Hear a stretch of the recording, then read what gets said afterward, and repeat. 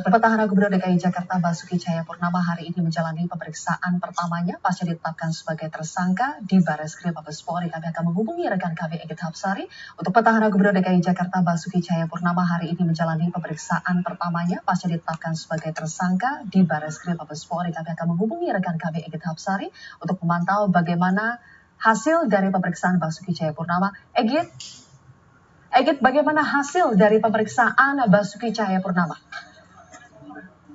Zulfia, setelah diperiksa selama 8,5 jam, akhirnya Gubernur DKI Jakarta nonaktif Basuki Cahayapurnama atau Ahok keluar dari gedung utama Mabes Polri. Memang sedari tadi pagi tiba di Mabes Polri hingga tadi selesai diperiksa. Ahok tidak banyak berbicara atau melontarkan komentar, namun tadi dari kuasa hukum Ahok, yakni Sira Prayuna, mengatakan bahwa selama 8,5 jam pemeriksaan perdananya sebagai tersangka, penyidik dari Bareskrim Polri sudah mencecar Ahok dengan 27 buah pertanyaan. Namun Zulfia, konstruksi dari pertanyaan penyidik yang dicecar dalam pemeriksaan perdananya sebagai tersangka ini lebih bersifat menyempurnakan dan juga melengkapi pemeriksaan sebelumnya, karena sebelum diperiksa atau pemeriksaan perdana sebagai tersangka ini, sebelumnya Ahok telah diperiksa 2 kali dalam kapasitas yang berbeda, yakni sebagai saksi atau sekaligus sebagai terlapor. Pada 24 Oktober, penyidik terlebih dahulu sudah memeriksa Ahok dengan 18 pertanyaan selama 2,5 jam, dan pada tanggal 7 November di pemeriksaan keduanya sebagai saksi sekaligus terlapor, penyidik mencecar Ahok dengan 22 pertanyaan, sehingga sejauh ini sudah ada 40, ditambah tadi sudah ada 27 pertanyaan tambahan yang melengkapi berita acara pemeriksaan atau BAP dari Ahok sendiri. Selain itu tadi pengacara dari Ahok sendiri sempat menyebutkan bahwa pemeriksaan sejauh ini berlangsung lancar.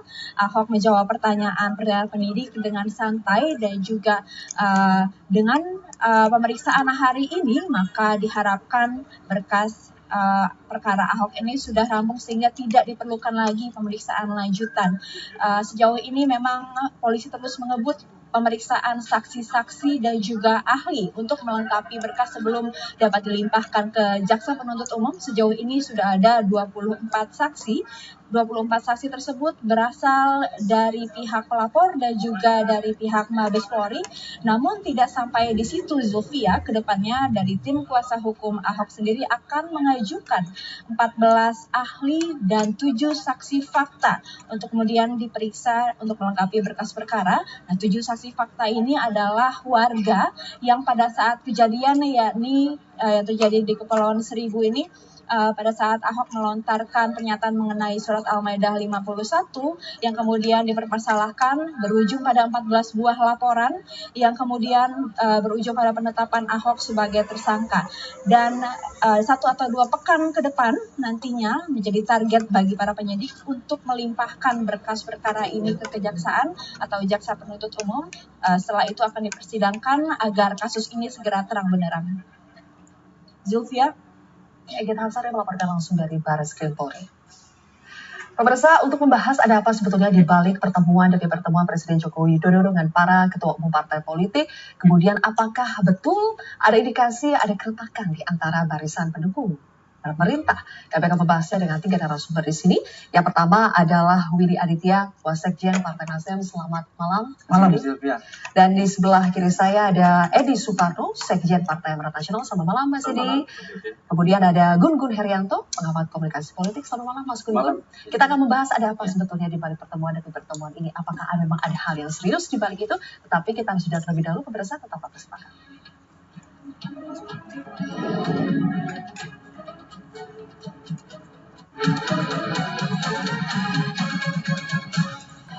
Dipersembahkan oleh Polytron. Inilah headline news pada pukul 18 waktu Indonesia bagian Barat. Ketua Umum Partai Amanat Nasional sekaligus Ketua MPR Zulkifli Hasan hari ini bertemu dengan Ketua Umum PDI Perjuangan Megawati Soekarno Putri. Pertemuan keduanya membahas situasi politik terkini dan komitmen MPR dalam menjaga konstitusi. Menurut Zulkifli Hasan, pertemuannya dengan Megawati kali ini untuk membahas sejumlah isu-isu nasional, di antaranya terkait dengan rencana unjuk rasa 25 November dan 2 Desember, serta mengonsolidasikan kembali semangat kebangsaan Indonesia. Sebagai Ketua MPR, Zulkifli memastikan pihaknya akan selalu menjaga konstitusi dan mengambil langkah-langkah yang meneduhkan suasana.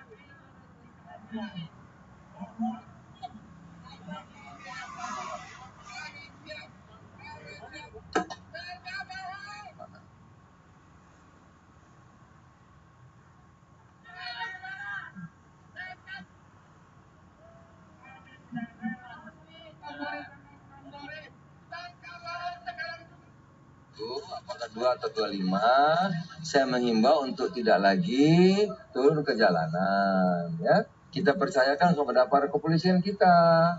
Kita apresiasi juga atas putusan Bapak Presiden. Kita hargai dong, gitu. Ya, biarkan pemerintah bisa bekerja dengan tenang, ya, menyelesaikan tahun-tahun akhir tahun ini dan memulai tahun depan dengan yang baik. Kalau programnya bagus, stabilitas terjaga, kan kita semua yang Demikian informasi kami dalam Headline News, dan tetaplah bersama kami, Zilvia Iskandar akan hadir dalam Prime Time News sesaat lagi.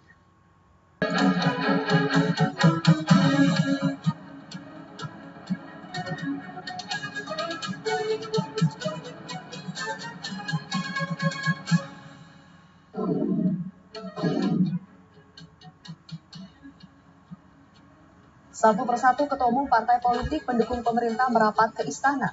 Setelah Ketua Umum Partai Golkar Setia Novanto dan Ketua Umum PDI Perjuangan Megawati Soekarno Putri, hari ini Ketua Umum Partai Nasdem Surya Paloh dan Ketua Umum Partai Persatuan Pembangunan Romahur Muzi diterima Presiden Joko Widodo.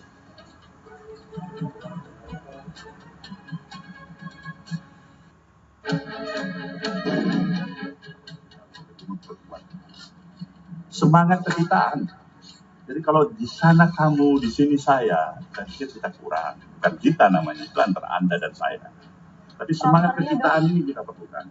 Demo sudah terjadi pada Sangka. Kalau ada demo lagi, barangkali apa yang lebih hebat daripada itu? Ketua Umum Tanggal 4 dan luar biasa besarnya. Pemerintah tadi minta untuk tetap menanggapi itu dan pemerintah cepat menanggapi itu, dan proses hukum sekarang sedang berjalan. Ahok menjadi karena kasus dugaan penistaan agama yang dilakukan Ahok sudah ditangani secara hukum.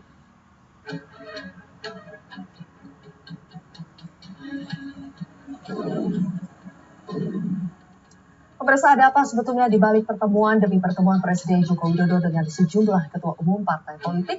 Saya Zilvia Iskandar akan membahasnya dalam Prime Time News hari ini.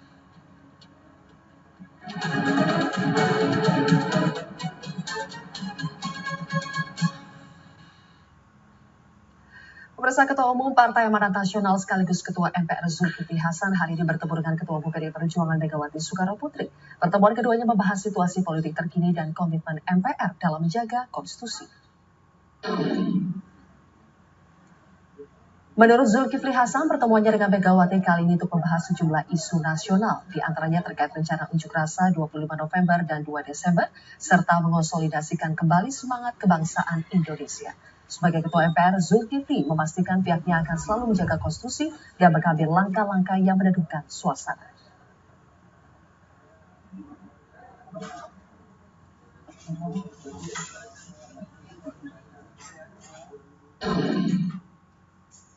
Presiden Joko Widodo hari ini bertemu dengan Ketua Umum Partai Nasdem Surya Paloh di Istana. Pertemuan ini merupakan pertemuan untuk kesekian kalinya Presiden dengan para Ketua Umum Parpol dalam sepekan terakhir. Yang mana penjawabnya? Sama. Presiden Joko Widodo bertemu dengan Ketua Umum Partai Nasdem Surya Paloh di Istana pagi tadi. Sebelumnya Presiden Joko Widodo juga bertemu dengan Ketua Umum Partai Gerindra, PDI Perjuangan, dan Golkar. Presiden menyatakan pertemuan dengan para elit politik ini sudah biasa ia lakukan sebelumnya. Kalau makan siang, makan pagi itu sudah sering. Dengan Bung Surya Paloh sudah nggak kehitung, hanya kan tidak diliput. Itu aja. Dengan yang lain juga sama. Bukan sering-sering sekali, tapi tidak pernah diliput. Ini harus kita buka karena kita ingin berbicara masalah tadi. Masalah-masalah penguatan kembali spirit kebangsaan, masalah pemantapan kembali ideologi Pancasila dan masalah yang berkaitan dengan radikalisme. Ketua Umum Partai Nasdem Surya Paloh menyatakan para elit bangsa harus ikut menjaga stabilitas bangsa dan tidak bisa ditawar lagi. Jadi stressing point dari Bapak Presiden tadi menekankan betapa pentingnya stabilitas, dan stabilitas itu tidak bisa ditawar-tawar. Bagaimana kehidupan yang harmoni di antara seluruh komponen bangsa, sama anak warga negara bangsa, itu mutlak hadir dengan tengah kehidupan kita keseharian. Yang terakhir, ya bangsa kita yang punya paham nasionalisme ideologi kebangsaan yang luar biasa, hasil mahakarya putra Indonesia, bumi Indonesia. Kita jaga.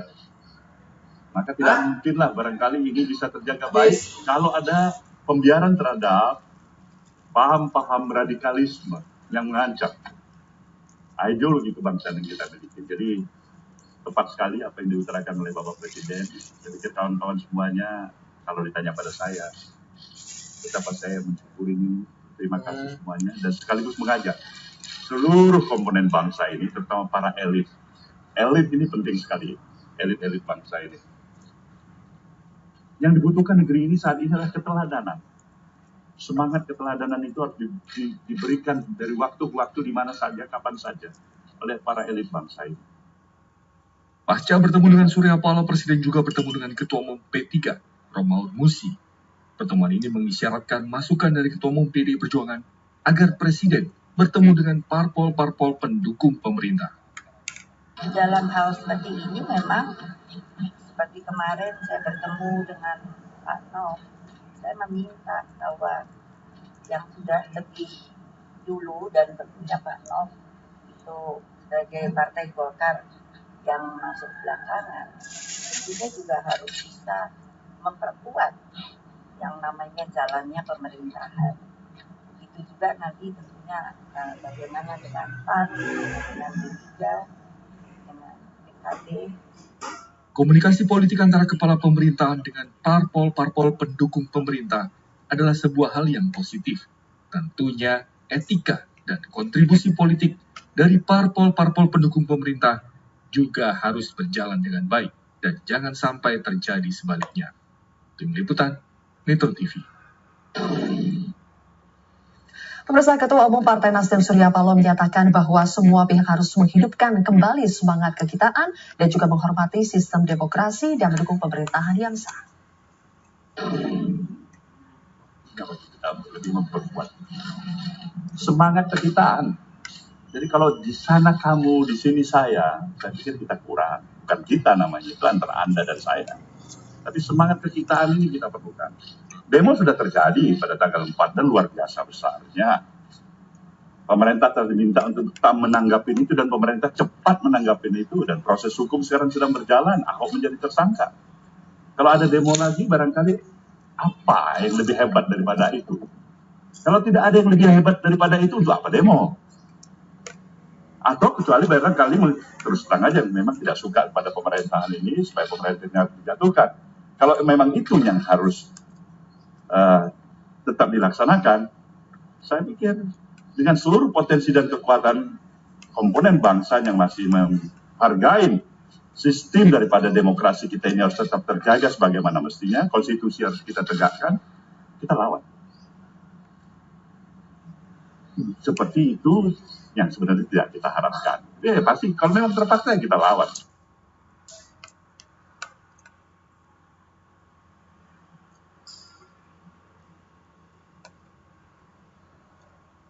Kan janganlah. Mari kita konsolidasikan negeri kita bangun bangsa kita supaya lebih hebat maju. Bukan hanya pekerjaan aparatur keamanan, kita berhak sebagai warga negara.